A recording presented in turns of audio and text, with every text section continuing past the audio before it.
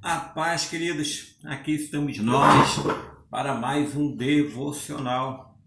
E o devocional de hoje vai trazer um assunto que vai mexer com muita gente aí. Fica atento, hein? Vamos falar sobre ansiedade, né? A ansiedade é um comportamento nosso, dos mais antigos do mundo. Lá atrás, lá nos primórdios, primeiros homens, eles viveram esse processo de ansiedade. Mas só para a gente tomar conhecimento, vamos ver aqui: o termo ansiedade provém do grego ansein, que significa oprimir, sufocar, sendo a angústia o termo correlato qual exprime a experiência subjetiva, estando ambas sempre associadas a manifestações de sintomas corporais.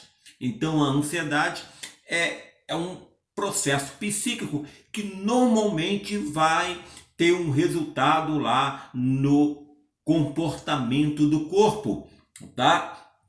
A ansiedade, com o tempo, ela se tornou tão importante que ela recebeu várias classificações.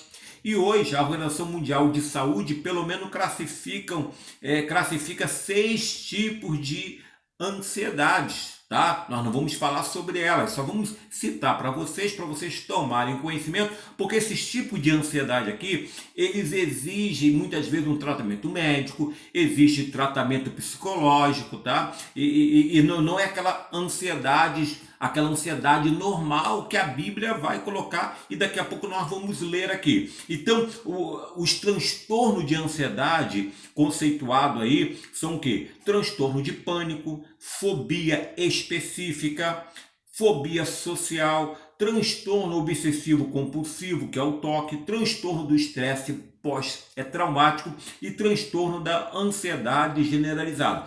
Em um outro momento, a gente conversa sobre cada um desses transtornos aqui. Mas, no entanto, hoje nós queremos falar sobre o que a Bíblia diz. A Bíblia vai trazer uma ansiedade diferente dessas aqui que são classificadas pela Organização Mundial da Saúde, tá? O primeiro ponto que eu tenho que pensar é o seguinte: crente fica ansioso, cristão fica ansioso, né? Fiel fica ansioso? Claro que fica. Né? A ansiedade é uma reação, é uma reação da natureza humana. Então, mesmo que você seja uma nova criatura, um novo homem, uma nova mulher, você ainda não se libertou dessa natureza por completo, né? Então, é possível você viver a ansiedade.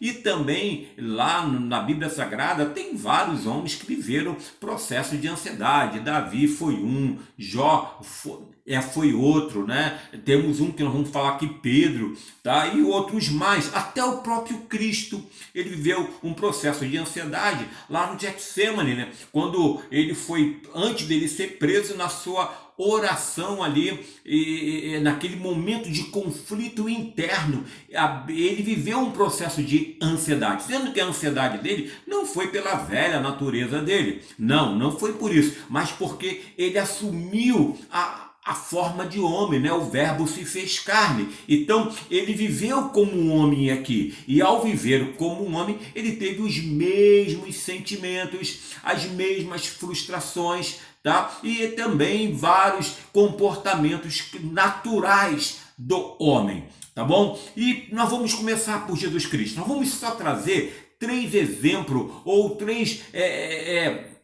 relato bíblico sobre ansiedade, porque não teremos tempo para falar muito. Então nós vamos trazer apenas 3. O primeiro dele é Jesus Cristo nos ensinando a não andarmos ansiosos, que se encontra lá no Evangelho segundo São Mateus, no capítulo 6, versículo 25 em diante, que diz: por isso vos digo, não andeis ansiosos pela vossa vida, quanto ao que haver de comer ou beber, nem pelo vosso corpo, quanto que haver de vestir. Então, Jesus Cristo vai nos ensinar que não devemos ter ansiedade pelo quê? Pelos cuidados básicos, tá? Porque esses cuidados básicos, ele cuida da gente. Ele vai até aqui falar para a gente observar as aves do céu, que elas não semeiam, não colhem, nem ajuntam em celeiros, contudo, vosso Pai Celestial as sustentas, né?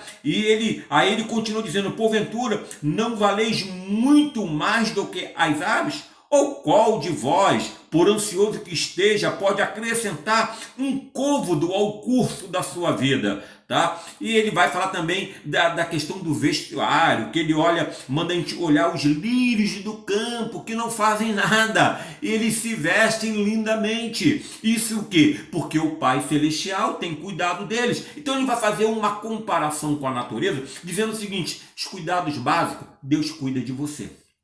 Deus cuida da sua alimentação, Deus cuida da sua vestimenta, Deus cuida da água que você precisa beber, Ele vai sempre zelar por isso. Eu tive uma experiência na minha vida que eu guardei para sempre. Eu era jovem, casado, tinha meu filho e passávamos por uma situação muito difícil, né? Aqui na nossa nação, talvez parecida com essa agora, não era uma pandemia, mas vivíamos algo muito ruim, que era uma inflação galopante. Quem não lembra lá, daquele período lá da década de 80, 90, né? Onde era horrível, você ia comprar um quilo de arroz, você entrava no mercado, se ele valia R$2, daqui a pouco você virava as costas e estava valendo 10. Então era na correria, um sufoco muito grande. Eu estava passando por uma situação financeira muito ruim na minha vida, não tinha nada mesmo. Um dia estava dentro da minha casa e de repente a minha esposa, ela fala, Edinho, acabou o gás. Meu Deus, aquela hora ali.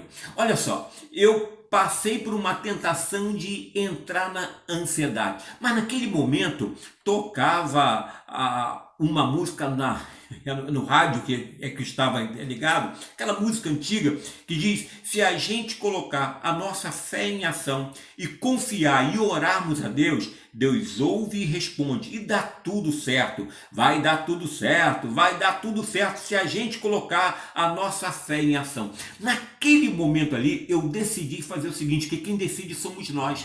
Decidi deixar as palavras desta música entrar dentro do meu coração, tá? Deixar ela entrar, dela fazer morada dentro de mim. Então naquele momento eu tranquilamente me levantei e disse, vou resolver a situação.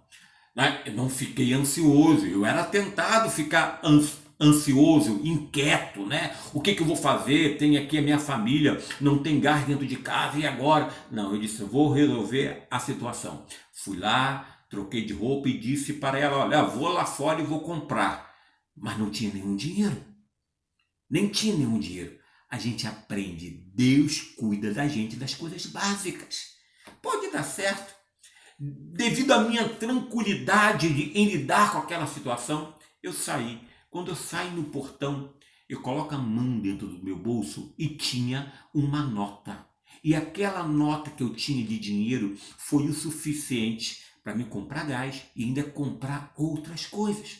Mas quem tinha colocado aquela nota ali? Talvez até eu tinha esquecido algum dia, sendo que na situação que eu estava, esquecer de alguma nota era difícil. Mas possivelmente eu tinha esquecido. Mas o que eu quero trazer para você é o seguinte, olha só, se eu ficasse ansioso naquela hora, eu ia reclamar, eu ia dizer que a minha esposa estava gastando muito gás, né? Não estava economizando, eu não trocaria de roupa para sair para comprar o gás, eu ia me lastimar, eu sou crente, acabou o gás dentro de casa. Olha, quando estamos inquietos, quando estamos preocupados, a gente não vê a ação de Deus sobre as nossas vidas. Aprenda uma coisa, Deus age quando acalma na tua vida, quando você confia nele e deixa ele agir. Portanto, ele cuidou daquele momento meu ali.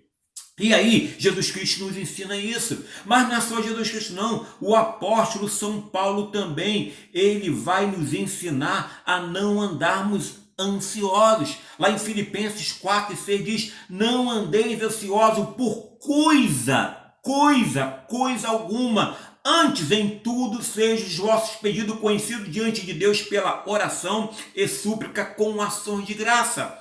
Olha só, queridos, Aqui o apóstolo Paulo vai nos trazer uma outra motivação da ansiedade. Se a primeira motivação de Jesus Cristo é com as questões básicas, o apóstolo Paulo aqui ele vai trazer uma outra motivação. Se você ler o capítulo 4 dos Filipenses, você vai entender bem essa motivação. Havia, parece, uma discórdia lá na igreja entre duas mulheres, o nome dela era Evódia e Sintique, e elas que eram muito crentes, muito sinceras, mas entraram numa desavença, num conflito interno dentro da igreja. E elas eram tão influentes que aquele conflito delas atingiu o restante da igreja. E a igreja estava vivendo o quê?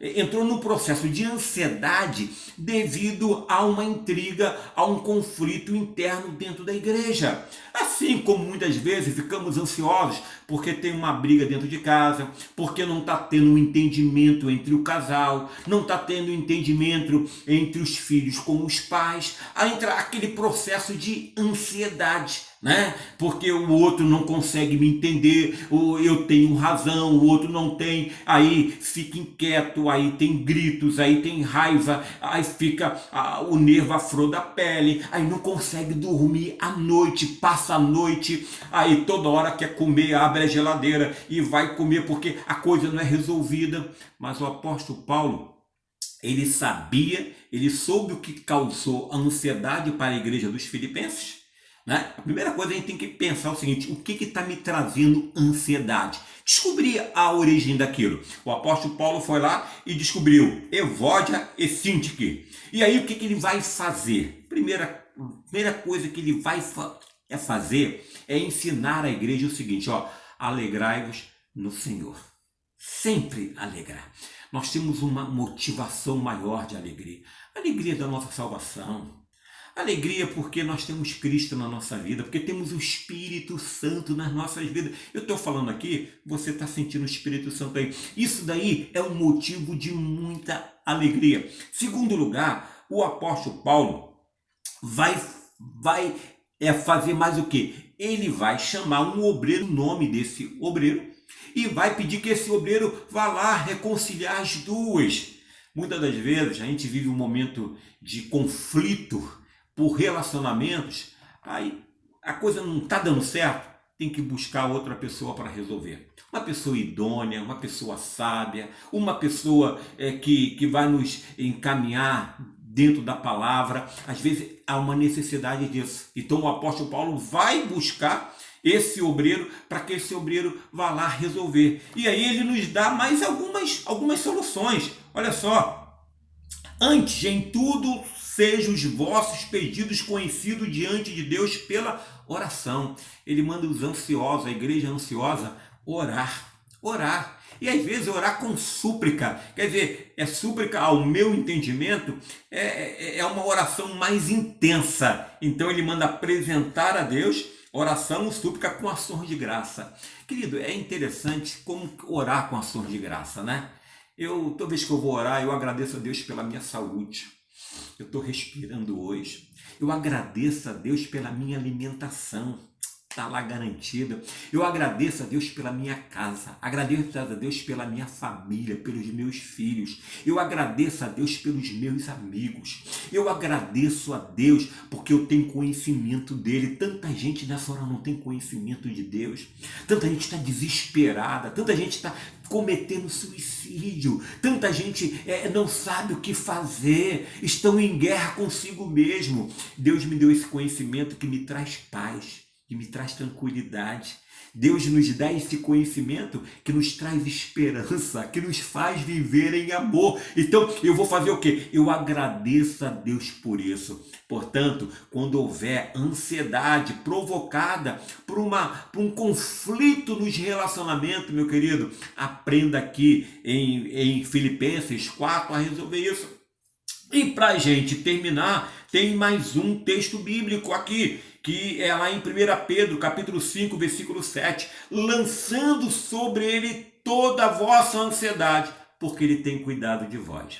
O ansioso Pedro, lembra dele lá no mistério de Jesus Cristo? Cortou a orelha lá do soldado, quis brigar com todo mundo, né? Tomava atitudes precipitadas. ele aprendeu. Olha, a vida espiritual é um aprendizado. É um aprendizado. Eu tenho que crescer espiritualmente, eu tenho que amadurecer espiritualmente, né? Então, Pedro, ele agora está ensinando quem?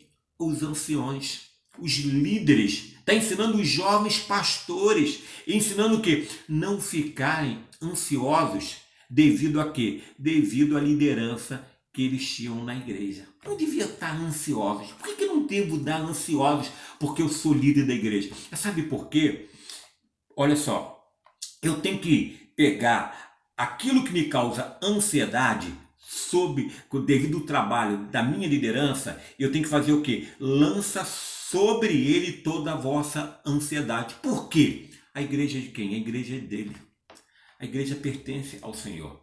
Eu só sou um instrumento, você só é um instrumento.